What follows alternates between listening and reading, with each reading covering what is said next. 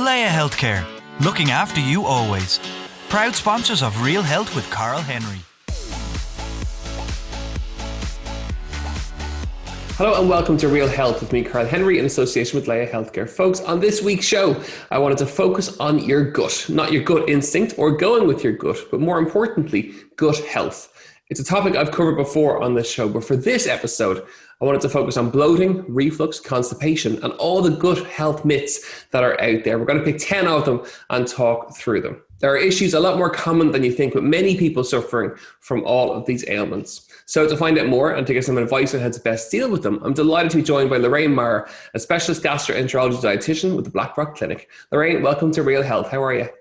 I'm great, thank you. Thank you for the podcast. It's great to have you on. This is a fascinating topic. Every month we see more and more content being pushed out there in terms of social media, in terms of in the papers around gut health. And I thought someone like yourself would be perfect to talk us through the kind of 10 common myths that are there around gut health and what people really should be doing, what works and what doesn't work. Because there is a lot of myths out there, isn't there? Absolutely. Gut health is a mega trend now, but with trends comes a lot of legit information, but a lot of misinformation. So that's why I think this is going to be a good conversation. Okay, well, listen, let's get cracking. Let's get stuck into it. So let's kick it off with IBS. What is it, first and foremost? And let's chat through it. Yes, IBS is defined as a chronic relapsing gastrointestinal problem, and it's characterized by abdominal pain. So you should have abdominal pain if you have IBS. And you also probably have other symptoms like bloating or gas and a change in your bowel habit. It's estimated that maybe 1 in 10 people fit and meet this criteria for having IBS. But to get your diagnosis, you may have to go through a raft of investigations and rule out things like celiac disease because there may be overlapping symptoms. But it is chronic in that it probably is a long-term condition, and relapsing, it may have periods where symptoms are bad and then they might disappear and you come back out of the blue again. So it's about learning to manage this condition, but you just don't have to put up with it. I think the old kind of saying it's in your head or put up with it aren't true anymore. Like the definition, I suppose, what we would say evolves over time, and now scientists and experts believe that it's a dysregulation of the gut-brain microbiome axis, meaning that that's a big term. Give me that one again. That sounds quite nice. So the gut-brain axis is the bidirectional communication between your gut and your brain. So think of it as like a superhighway of traffic going up and down, and that's the communication. Somehow they believe there's something wrong with that superhighway, and that maybe like there's a traffic jam or roadworks and the messages aren't going up and down as they normally would. So it's not nobody's fault that they have IBS or they didn't cause IBS or what they're eating didn't cause IBS. So there's no guilt needed. It's just a functional issue in that the function of your gut isn't working. But I think that for people who have IBS, know that there's a whole raft of evidence-based interventions you can use to manage it. And you don't have to put all your eggs in the diet basket, but there's lots of things that you can do so you don't feel that you're on your own and you don't have to put up with it. And let's chat about bowel habits then. So how aware should people be of their bowel habits? I can hear all my listeners getting kind of nervous and kind of tetchy as I bring this up, but it is really important. And presumably we all have individual bowel habits around timings, around maybe stool types and stuff like that. Absolutely. Yeah, there's something that your listeners can look up called the Bristol stool chart form. It's the gruesome pictures of different stool types, and they're basically categorized. So you've got 7 types. Type 1 and 2 are considered more constipated. Type 3, 4, 5 are more normal, and 6 and 7 are more on the diarrhea spectrum, so looser bowel movements. So you kind of want to be in the 3, 4, and 5. And frequency then is also important. So if you're not passing a bowel motion greater than 3 times a week, or you're passing a bowel motion greater than 3 times a day, they're kind of like the levels of where you're normal and abnormal. But everyone is completely different, and what's normal for you is your norm. But if you're a little bit outside the spectrum there, then maybe you have an issue. I think one of the greatest things that people think they have an issue with would be bloating, because it's such a common symptom. But a little bit of bloating can be normal. So we can all have a little bit of bloating now and again. That doesn't have to be pathological, as in it doesn't have to be medically recognized as having something wrong with you. So, for example, if you had a meal from a Mexican with a lot of beans, or you had pizza and beer, or you had a very rich meal, you might feel bloated for a few hours after. But that's just normal. That's just your digestive system in action, your gut bacteria breaking down the food, and after a couple of hours, it will subside, and by morning you'll be normal again. But if you have bloating that is persistent, chronic, as in longer than 6 months, your clothes are uncomfortable by the end of the day, you feel discomfort and you have pain, then maybe that's a chat that you'd have with your GP. Okay, so again, a little bit of bloating is normal. And is it true to say there's certain foods for certain people that will cause more bloating than other foods? And if so, what would the regular foods be?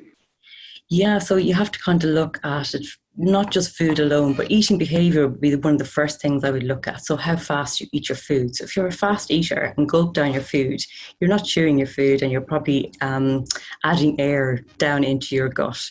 So that would worsen bloating. So slowing down the rate of eating. Also, the portion size of your meals is really important. So reducing the portion size of your meals can make a big impact on bloating.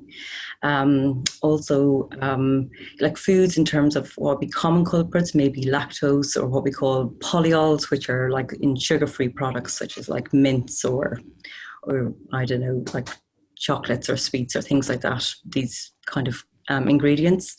And you can go down a spectrum of food restrictions, but you just do that with some caution, because it's not just about whittling down your diet and excluding lots of foods to reduce the bloating. You have to kind of look at the bigger picture. Activity is important as well, and something that has to be mentioned is that gut-brain axis again, so the stress element. Humans are very bad at recognizing stress and how to deal with stress, because we live in such a frantic world and we're living in a pandemic. There's always, there's something that we tend to overlook that. In fact, like over 70% of people who attend my clinic would admit that stress triggers gut symptoms, and yet only about 10% would actively do something in terms of a relaxation practice or to chill out really on a day-to-day basis. So that side of things can be overlooked. So yes, food can be a culprit for bloating, but so can eating behavior, stress, lack of activity, wearing too tight of clothes. So there's a lot of components in there. Oh, okay, great. So the next myth we're going to chat about is beans. Beans have a bad rap in terms of gut health. A lot of people will avoid them, but actually they can be really good. Oh yeah, a lot of the evidence would show that beans, because they're a whole grain, would have health properties in terms of being protective for our body.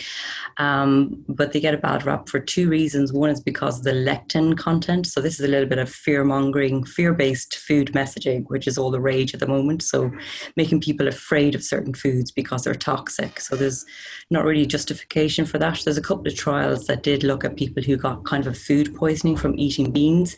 But if you look deeper, it will show you that it was because the beans were not cooked.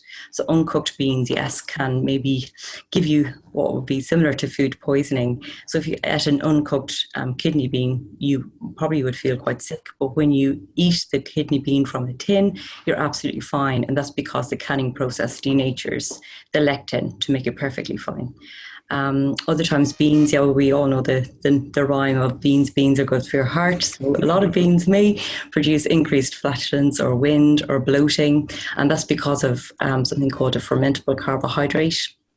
Again, you don't have to avoid beans completely, but if you use tinned beans and rinse them, they're typically better tolerated, or you just look at the portion that you're having. So portion size is important, but they're great to have in your diet, beans, because of all beans and pulses and lentils and that range of foods are particularly healthy in terms of the fiber, the prebiotics, and the protein content that they have. So. Okay, so get more in. You can load up on beans. Fantastic. Yeah, intolerance. The next tip, and this is an interesting one in terms of a myth, and it's something I hear a huge amount from clients, like, I'm going gluten-free because it's far healthier for me. Mm-hmm. Talk me through that. Are they healthy or are they not? So this is a complex question, really, because there's a lot I can say in this area, but really, it's not really true that gluten-free is healthier, except for those with celiac disease or something called non-celiac gluten sensitivity, where you have to avoid gluten from the diet, so it's harmful for your gut. But really, it's not either essential or detrimental to have gluten in your diet, but people believe, because of strong marketing, like one study showed that 65% of people believe that gluten-free is healthier, but that's not where the science is at. For the general population, if you ate a lot of bread and pasta and muffins and biscuits and went gluten-free, you can choose gluten-free versions of those foods, but they would be less in terms of the overall vitamins and minerals and fiber they would contain. So that's not gaining any health benefit. If you, however, go gluten-free and choose more vegetables and fruits and whole grains and nuts, then you probably will gain some nutritional superiority in terms of vitamins, minerals and fiber.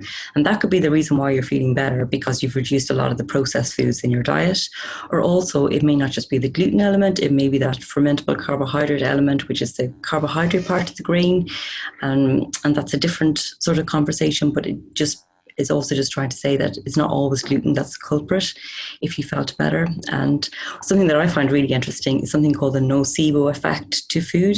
So if you believe that a food is going to cause you symptoms, it can actually cause you symptoms without it. And in one trial where they double-blinded people, meaning that you don't really know what food component you're eating, and they gave people what they thought was gluten, and but it wasn't actually gluten. They actually presented with symptoms, and that's no way. And that was 40% in that trial. So there's a lot of components to whether gluten-free is healthier. You may feel better if you avoid it, but keeping an open mind as to why you felt better. Was it the change in diet? Was it actually the gluten or another component of the grain, or was it a belief system? So that's nice to iron out with people in my clinic.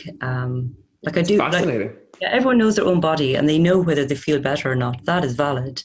But just to know that it's not put into a small little bracket, that this marketing hype that gluten is toxic and all that, I'm not about that at all. And it's fair to say that, if you're going gluten-free, you should be going under the advice of a dietitian in terms of, it's professional advice to take that product as opposed to just choosing it yourself. Yeah, and something else is like when you kind of remove something from your diet, it's always good to replace it. And that's where a dietitian can help, iron that out with you and see suitable alternatives. But there's lots of other whole grains you can have if you want to avoid gluten, such as like potatoes with skins or quinoa or brown rice or whole grain gluten-free products, vegetables, fruits, nuts, beans, etc. So you can get a really good diet and still avoid gluten. But if you're not replacing with the whole grains, larger studies, like there's one in particular with over 300,000 people that would show that there is an association with increased heart disease if you just avoid whole grains and not replace them, by means of avoiding gluten in your diet. So, for anybody listening, just make wise choices and have other whole grains in your diet if you don't want to eat gluten. Okay, next one up is about probiotics. Again, very topical, very trendy. I'm dying to hear your opinion on this. For the general population, the evidence is not strong enough to say take probiotics to improve your gut health. There's nothing there. There's nothing concrete. And that's because we all have a different microbiome. And the microbiome is the combination of all the bacteria, viruses, and fungi that reside in your gut, of which there's probably 30 trillion. So enormous kind of ecosystem in your gut. And that's what you're putting into your body, is these live microorganisms. And if you give them a certain amount, they should confer a health benefit. But what we know is that the strains that are in these probiotics are very, very specific. So for example, if you had a headache, you wouldn't use a blood pressure tablet to get rid of the headache. You'd go and find paracetamol. It would be a specific medication. The same kind of analogy, or the same should be true for probiotics. If you have a problem, a gut problem, you should be able to find a trial that showed a specific probiotic was helpful in reducing that gut problem. So we can see that in maybe IBS patients, certain probiotics are helpful in reducing gut symptoms, or people maybe with ulcerative colitis or diarrhea-associated antibiotic-associated diarrhea. You can take specific strains. Like there's thousands of strains. So specific strains means you find that family of bacteria and the name and the number and the amount of cells that's important. And then it's a little bit of trial and error after that. So because everyone has a different microbiome, you can react differently to the same probiotic, is what I was trying to say there. Okay. And how would you how do you find out if that's what strain you haven't got, or what strain you're missing? How does one find that out? Well, you don't. You look at the condition and then you look at the clinical trial to see did this specific probiotic help reduce symptoms. So if it was in IBS, did it reduce bloating? Did it reduce diarrhea? Did it help with constipation? If so, it's maybe worth a trial of that particular specific probiotic. Okay, And fascinating. you give it a trial for 1 or 2 months. If you don't notice an effect after 2 months, then it's probably not. And that was actually my next question, was in terms of time frame for seeing improvement. So you're looking at a 4 to 8 week time frame. So don't expect something to happen overnight or within the first 7 days. It takes a little longer than that. Yeah, again, everyone is just so different. We don't really know, but yeah, if you spend your money and take it for a couple of months and then don't notice any benefit, then it's not worthwhile continuing. But if you do notice benefit, then that could be something that is helping you and you can keep in your diet. Okay, great. So give it a little bit of time. Okay, next up, number 6, fermented foods help to improve gut symptoms. Again, really trendy. I've seen lots of this in the last 12 months or so. This is where we pull back to the expert. What's your take on it? So yeah, fermented foods have undergone a huge surge in popularity, mainly because of proposed health benefits associated with them. And I really do think that they're an interesting concept and they've been around for a number of years. And what we can see in test tubes and animal studies is that they can confer health benefits, but human trials are unfortunately lacking. So you can't be gung ho about them. I do think it's important or, adequate to include these foods in your diet. And don't forget the whole thing of they taste really good and the pleasure of food is really important. It's okay to eat foods that you really enjoy. But in terms of gut symptoms, there's really not much concrete evidence except maybe with kefir, which is a fermented milk. And there's a couple of trials that looked into human trials that are randomized, so they will be better quality. And if you have kefir and you suffer with lactose intolerance, that you may better tolerate kefir versus cow's milk. But it will be on a par to yogurt, so it's not superior to yogurt. So either or. With that, if you suffer with lactose intolerance, maybe it's worthwhile giving kefir a go. And with H. pylori, which is a bacterial infection that you need treatment with antibiotics, those who took kefir alongside the antibiotics had a better response to treatment versus those who didn't. So there's a couple of trials that have come out, and I'm really anticipate more trials, human trials, in this area because it's really, it would be great that they would have a benefit. But just as yet, I couldn't categorically say that have them to improve gut symptoms. Okay, great, fantastic. Next up, coconut oil. Oh, this is going to be good. Again, very trendy, very cool over the last kind of 12 to 24 months or so about that it's so good for your gut and it's fantastic. It's almost like an elixir. Not necessarily the case. No, actually, coconut oil is high in saturated fat, and I know some people are going down the route of it's high in medium chain triglycerides, but actually that's only about 17% of the coconut oil. So it's not high in medium chain triglycerides, it's actually very high in saturated fat. And physiologically, it probably does the same thing in your gut as animal fat. And what we've seen in the studies is that high animal fat, including, say, coconut oil, would have maybe a negative effect on your microbiome. So that's the trillions of bacteria that live in your gut and would show to increase some of the maybe more harmful bacteria. It doesn't mean that you don't have to never have coconut oil or animal fat in your diet. It's just that in large amounts that is probably not conferring any health benefit. And in fact, it could be the opposite. What we do see, what may be more helpful, is to swap the coconut oil for an unsaturated fat, such as olive oil, nuts, nut oils, avocado. That's where the health benefits seem to be stemming from. Amazing. Okay, I have plenty of olive oil and plenty of cashew nuts in my diet, so that makes me feel really good. Okay, number 8, and this is really interesting, around food intolerance tests in terms of measuring intolerances. How effective are they? So unfortunately, they are not effective. They are not valid. So particularly these IgG tests, so that's different from allergies. This is really just to do with food intolerances. So it's telling you, what it actually measures is long-term exposure of food. So it's telling you what you eat, and therefore you'll get a list of foods to avoid, which are the common foods that you eat. And I often meet people in my clinic who have this list, like this Bible of foods that they have to avoid. And what I see, what it does long term is it instills food fear and anxiety around food. So you're told not to eat these foods because you're intolerant to them. And I don't want to make anybody feel bad about this. It's easy. I understand why you would get one of these tests, because you want to know why you're not feeling well. And when you reduce foods, you typically feel better. But in the grand scheme of things, what it leads to is long-term restrictive diets, maybe lack of particular nutrients, but that food anxiety or food fear is rife over the long term. And I think if people know that they're not legit, it helps them to understand that maybe I don't have to stick to this a long list of excluded foods. Maybe I can put some of them back. And that's a healthier approach to your gut health. Okay, brilliant. This is all fascinating. These are really simple. I can hear our listeners writing these things down as they listen in. These are all really common things that they read and they see. And the ninth one is another one, is around digestive enzymes. That's a really good fix if you have gut health symptoms. And again, it's not necessarily proven. Yeah, I think this is a tricky one. There isn't any evidence to say it. What digestive enzymes, if you take them, you're assuming you have a problem with your pancreas, which is the organ in your body that produces enzymes to digest your carbohydrates, fats, and proteins. But if you buy them in a little bottle and you take them, they're in such small amounts compared to what your body produces. It just doesn't add up why it would have a benefit in your gut. I think with this one is this is the opposite of nocebo, but the placebo effect. You take something that's told to make you feel better and you feel better.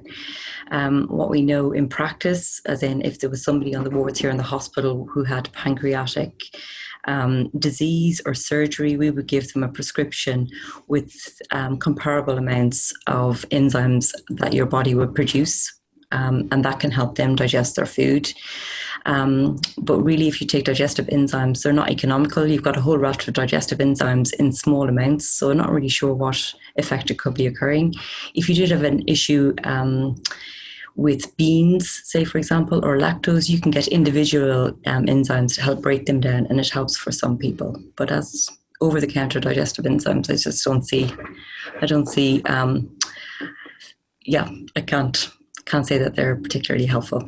Okay, and it's a really common trait all the way through our chat so far. There's no magic quick fix. There's no magic solution. It takes a little bit of time. It takes a little bit of investigation around dietary and lifestyle habits generally to look at issues. There isn't that over-the-counter kind of magic pill that seems to automatically do it. And then the final tip we're going to chat through is, again, another interesting one around restrictive diets. That sometimes you'll see it recommended that certain diets are very good for gut symptoms, and they're generally very, very restrictive, but we're not sure that that's necessarily good.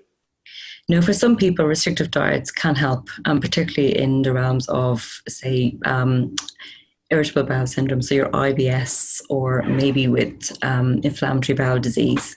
But the evidence doesn't show that restrictive diets are good long term. In fact, after 4 weeks of following some of these restrictive diets, because you avoid a lot of healthy foods that feed your gut bacteria in terms of the fiber component, that it changes your gut bacteria. In this way, it reduces the abundance of the beneficial guys down there, such as bifidobacteria, which people might have heard of. So if you do a restrictive diet, it's really important that you try and do it only for a short period of time. I would give it about 4 weeks.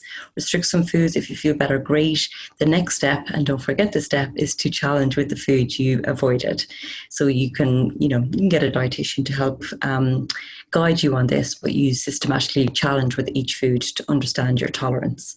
But what we do know is that the best way to improve your gut health is to try and have a diversity of plant-based foods in your diet. So diet diversity, hang on to that this term, because it means that you try and expand the number of plant-based foods, which are all your whole grains, vegetables, fruits, nuts, seeds, and pulses in your diet over a given week. There's a huge study called the American Gut Project, which sampled over 11,000, I think, stool samples of people across the world. So that is poo samples, because they're wondering. And they looked at the microbiome, which is, again, all that bacteria that reside in your gut. And those who had over 30 different plant-based foods in their diet per week had the more diverse microbiome. So that's all what we're aiming for in terms of gut health, is to try and improve that diversity of gut bacteria. So food seems to have a profound effect, and in fact it's the plant-based foods that tend to have the most profound effect. Okay, so gut symptoms, restrict, but only for a short period of time, and the idea is to try and expand long term. Okay, so the very best thing you can do, by the sounds of it, is eat a very varied plant-based diet. If you can get that magic number 30 over the course of the week, you'll be doing really, really, really well. But that diversion in terms of colour and in terms of nutrients seems to be really, really important. Lorraine, that's been fascinating catching up with you. And those 10 lists are so important to get out to our listeners. And it's been great to have you on. If people want to contact you or find out more about you, where can they find you? Pleasure being on your show. Thank you. So I run a gut health clinic in the Blackrock Clinic, so you can look that up on Google. I'm also on Instagram, bit of a mouthful, but it's gut_health_clinic_Blackrock. And I post on these kind of topics as much as I can, just to try and go up against all the misinformation that's out there. But yeah, pleasure. Fantastic. Well, it's been great to have you on. Folks, if you are interested in gut health, give Lorraine a follow on Instagram. You've heard the content here. It's very straightforward. It's no nonsense, and it's all backed up by studies. And that's what's most important when it comes to gut health. As ever, you know where we are. We're realhealth@independent.ie, at Carl Henry PT on Twitter and on Instagram. Have an amazing week. Eat lots of varied food. 30 is your magic number over the course of the next 7 days. Give that a go as a challenge, and we'll see you next week for more Real Health. Leia Healthcare, looking after you always. Proud sponsors of Real Health with Carl Henry.